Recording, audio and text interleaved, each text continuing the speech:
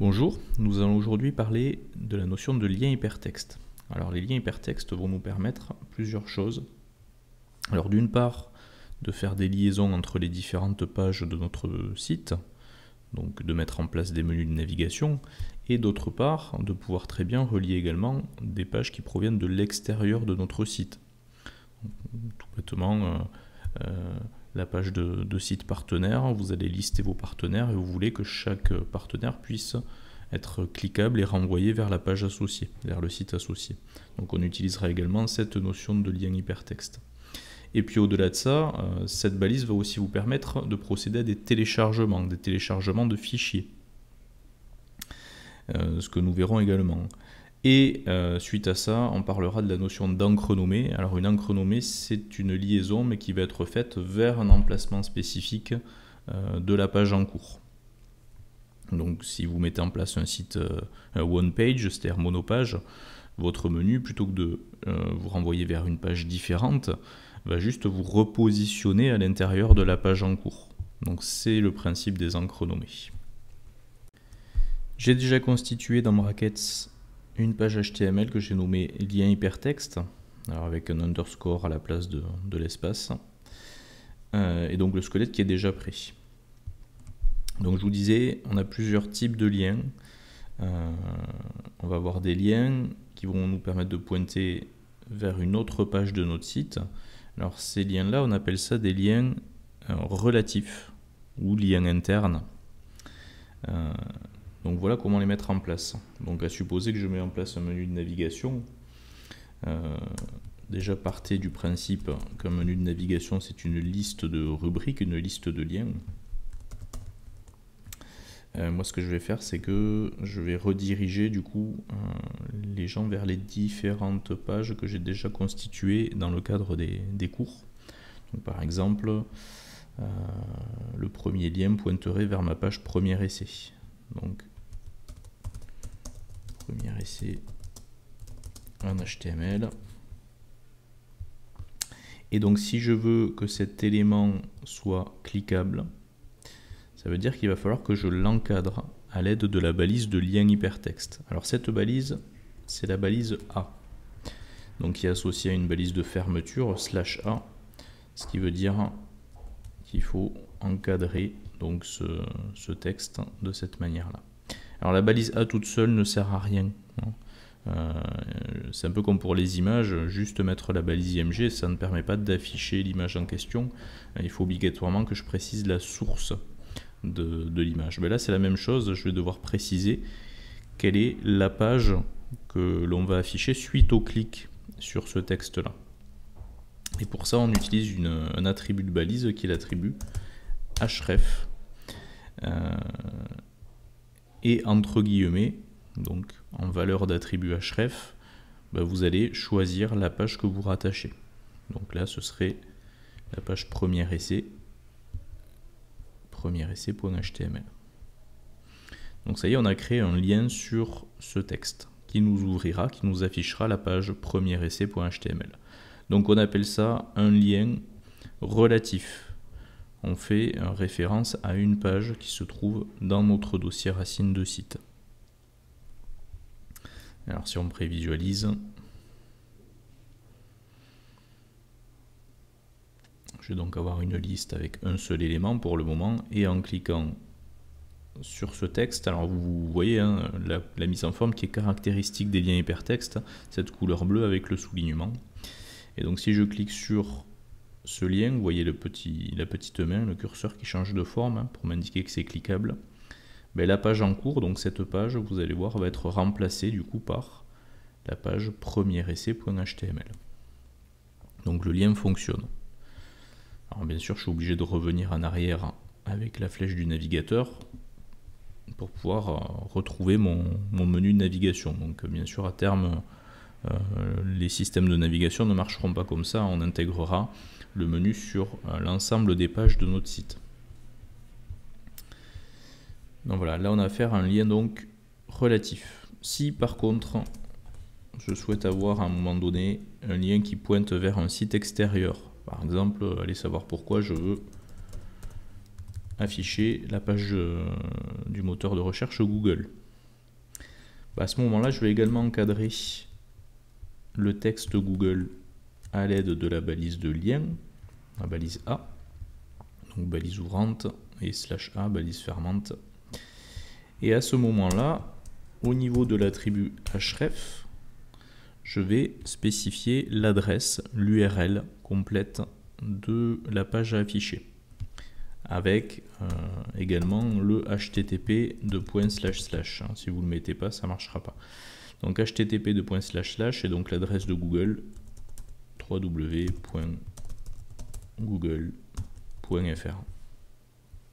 Donc vous voyez que là, j'ai une adresse complète de site. Ce n'est pas le nom d'un fichier HTML de mon site. Donc on appelle ça les liens absolus. On peut appeler ça aussi un lien externe à notre site. Donc si je prévisualise, j'ai bien un deuxième élément de liste, Google, qui est également en bleu souligné. Et si je clique dessus, hop, ma page va être remplacée par le moteur de recherche Google.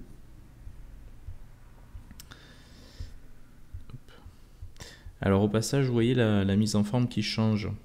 Là, on n'est plus sur du bleu souligné, on est sur une espèce de mauve souligné. Ça, c'est caractéristique des liens qui ont déjà été visités.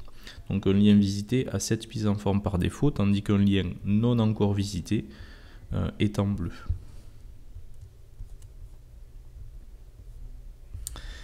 Alors par contre, effectivement, par défaut, donc, il y a un remplacement de la page en cours par le fichier qui est lié, par la page qui est liée.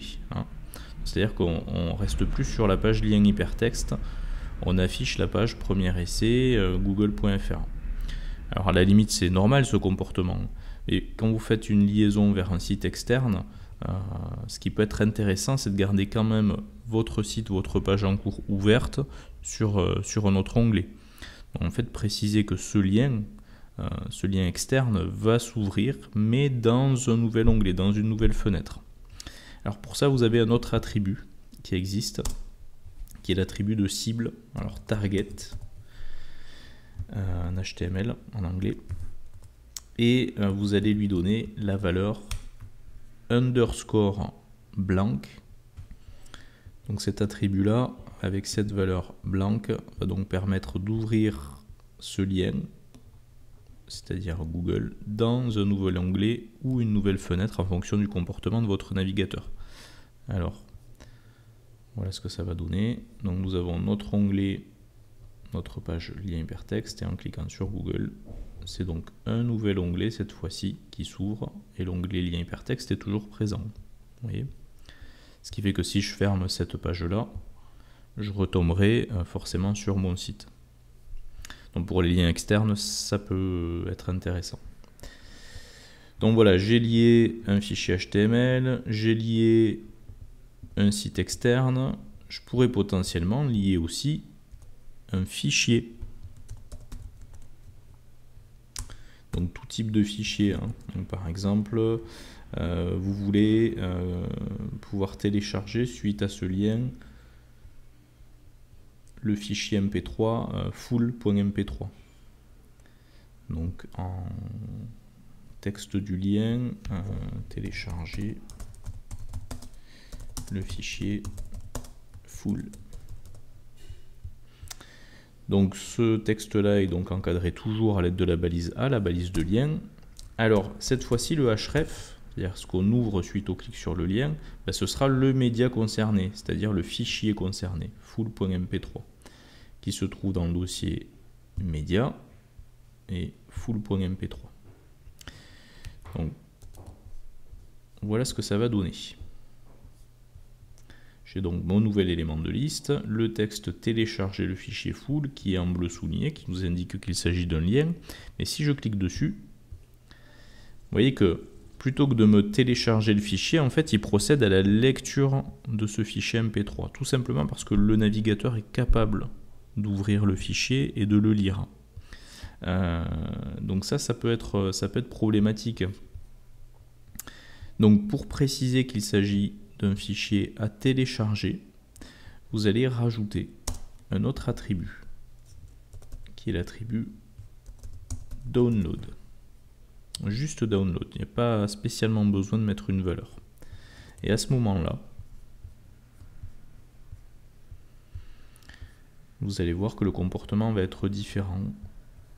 C'est-à-dire qu'il ne va pas m'ouvrir la lecture du fichier dans le navigateur, mais réellement, vous voyez qu'il me télécharge le fichier. Donc voilà, pensez, si vous proposez des éléments à télécharger, à rajouter cet attribut-là. Alors par contre, si le document à ouvrir, à télécharger, c'est un document zippé, un point zip, le comportement par défaut, de toute manière, c'est de le télécharger. Et vous n'aurez pas ouvert le zip dans le navigateur. Mais bon, pour les autres formats, les formats images, les formats vidéo, les formats audio, précisez le download. Donc jusqu'ici, les liens hypertextes, je les ai insérés au niveau d'une liste, ce que je vous ai déjà expliqué, justement au moment du cours sur ces listes, que les menus de navigation se mettaient en place de cette manière-là.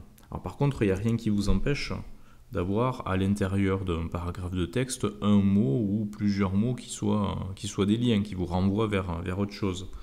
Donc c'est tout à fait possible d'avoir du texte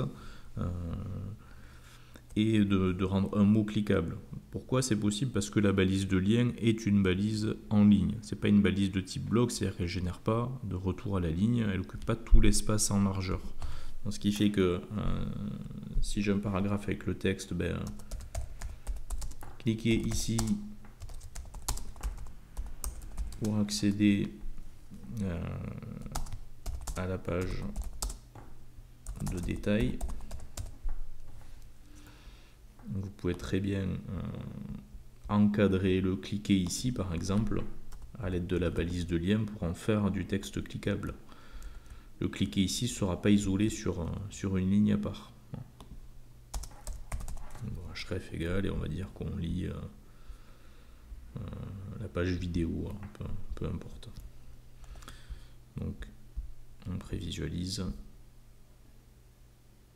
J'ai donc sous ma liste un paragraphe et vous voyez que dans le paragraphe, le texte cliqué ici, qu'on a encadré à l'aide de la balise de lien, est donc cliquable et permet de nous afficher la page vidéo en l'occurrence, puisque c'est celle que j'ai rattachée au niveau du href. Donc voilà, la balise de lien est une balise en ligne. Vous pourriez également créer un lien qui vous permette d'envoyer un email à un contact donné. Donc, par exemple, ici, je crée un nouveau paragraphe avec le texte « Contactez-moi ».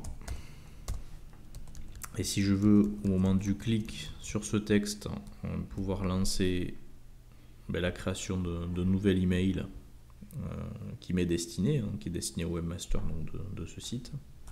Je vais donc encadrer le texte à l'aide de la balise A, donc ouvrante et fermante, /A.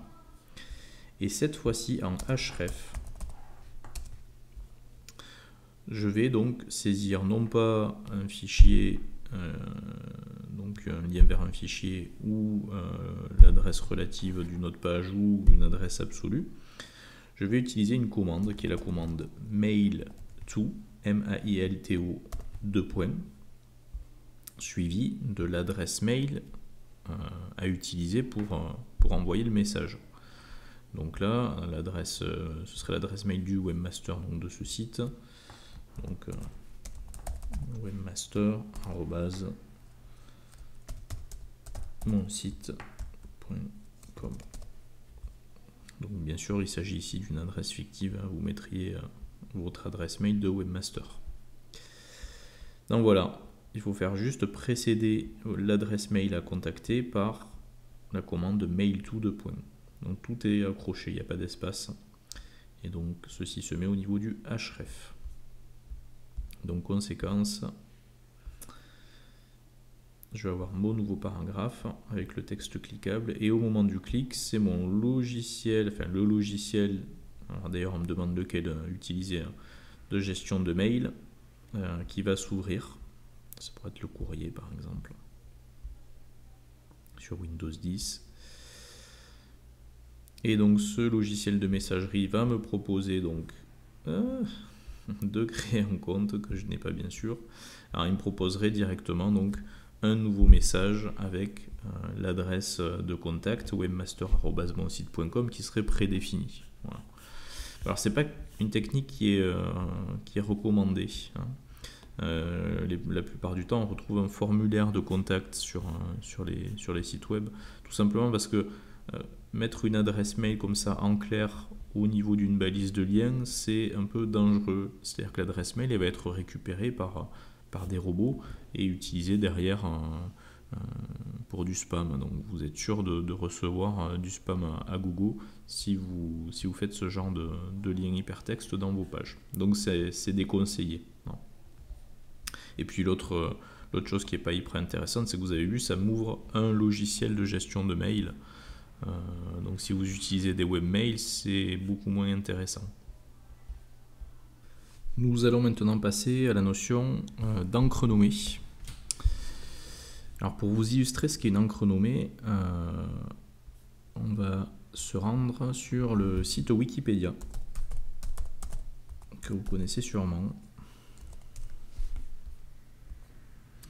Une encyclopédie en ligne. Alors on va chercher par exemple tiens HTML.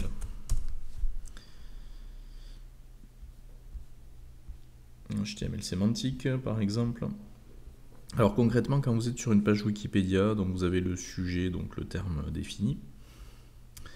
Vous avez en général une introduction et puis vous avez un petit sommaire. Dans ce petit sommaire, c'est tout simplement une liste ordonnée, donc un OL, vous voyez la numérotation, avec à l'intérieur donc des éléments de liste, histoire, contrepartie, les extraits, références, articles. Et chaque élément de liste, donc vous voyez, est cliquable, ce qui veut dire qu'on a en plus à l'intérieur du LI le texte encadré à l'aide de la balise A, la balise de lien hypertexte. Mais si je clique par exemple sur contrepartie, il ne va pas m'afficher la page contrepartie. Il va au sein de cette page-là me positionner sur ce qui parle de contrepartie. Vous voyez que c'est un lien qui est fait vers un emplacement, une partie de ma page. C'est ce qu'on appelle donc une encre nommée. Donc je vais vous expliquer de quelle manière ça se met en place. Alors pour ça, j'ai réalisé une page HTML. Donc vous aurez sûrement d'ailleurs à reproduire au niveau des TP. Donc il ressemble à ça. Donc j'ai prévu ici un petit sommaire, donc sous forme de liste, avec 4 éléments.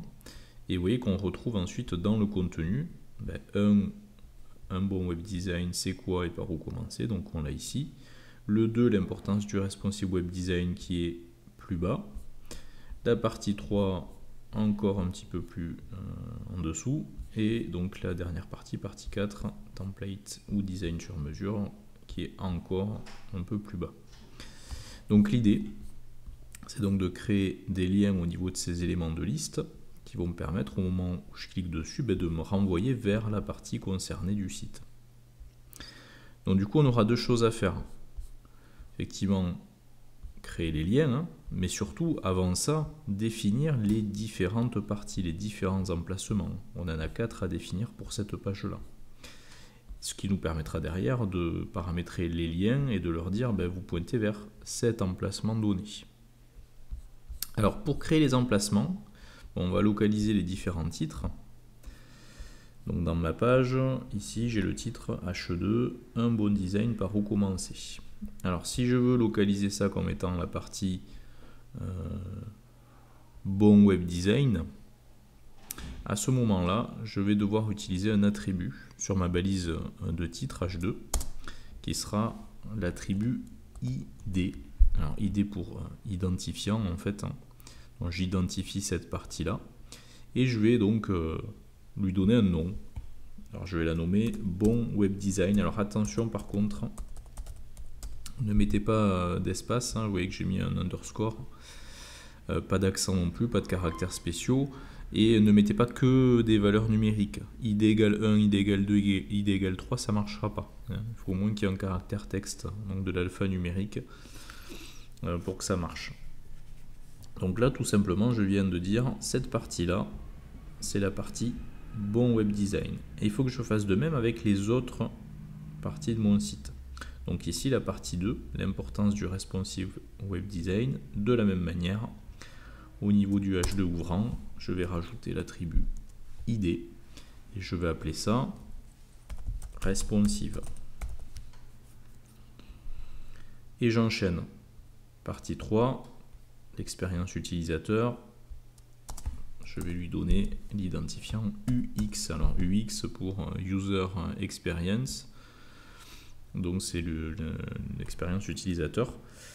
Et idem pour la quatrième partie, que je vais nommer ID égale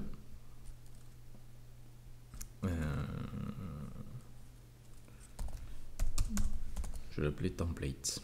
Donc j'ai la partie template, la partie UX, la partie responsive et la partie bon web design. Donc j'ai créé mes différents emplacements. Donc une fois que vous avez fait ça, vous allez donc pouvoir maintenant mettre en place votre système de navigation. Donc au niveau de ma liste, tout à fait en haut de la page.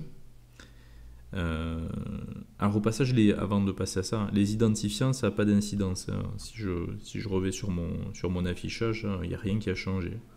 Ça ne provoque rien de visible, l'identifiant. Donc au niveau de mon petit système de navigation, donc première partie, un bon web design c'est quoi et par où commencer. Donc je vais l'encadrer à l'aide de la balise de lien, donc A/A.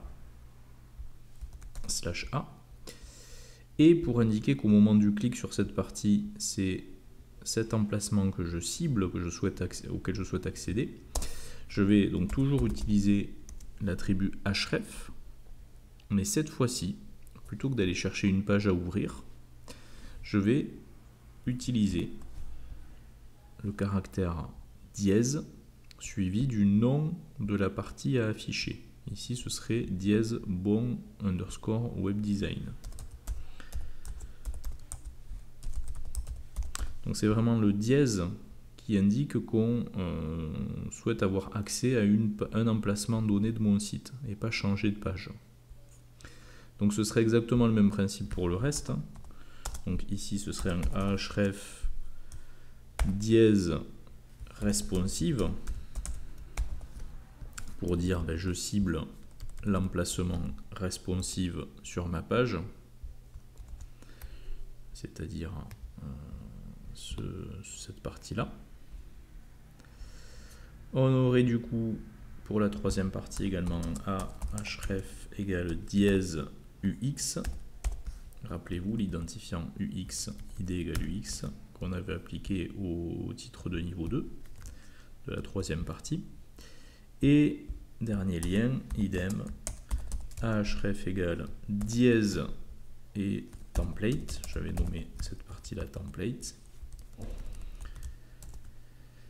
qui me permettra donc de faire un renvoi vers la dernière partie, hop, ici, la quatrième partie du site, de la page en tout cas.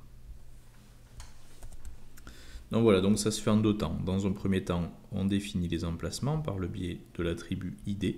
Alors ça peut être sur un H2, ça peut être sur un paragraphe, le ID, sur un H3, peu importe. Sur n'importe quelle balise, l'ID peut s'appliquer. Et dans un second temps, donc on crée les liens à l'aide de la balise A href. Et donc au niveau du href, c'est dièse suivi du nom de l'identifiant que vous souhaitez cibler. Donc voilà ce que ça nous donne. Les éléments sont cliquables. Donc si je veux directement accéder à la partie 3, regardez, je clique, hop, directement je suis sur la partie 3. Donc voilà le principe des encres nommées. Partie 4, hop. Partie 2, hop. Donc c'est juste que ça vous repositionne un affichage dans la page.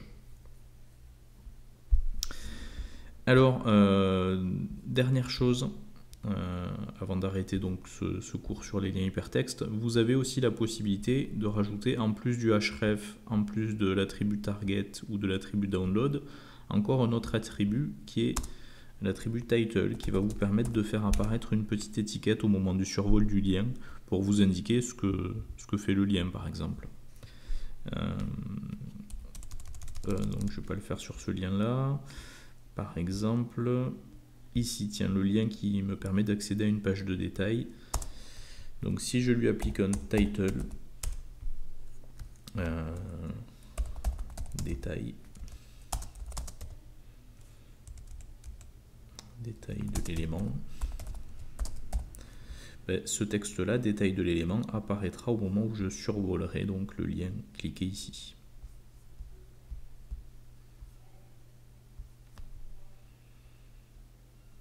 Regardez, je survole cliquer ici, j'ai la petite étiquette avec détail de l'élément qui apparaît.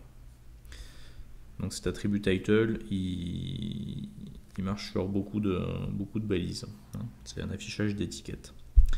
Donc voilà qui clôt ce cours sur les liens hypertextes en HTML.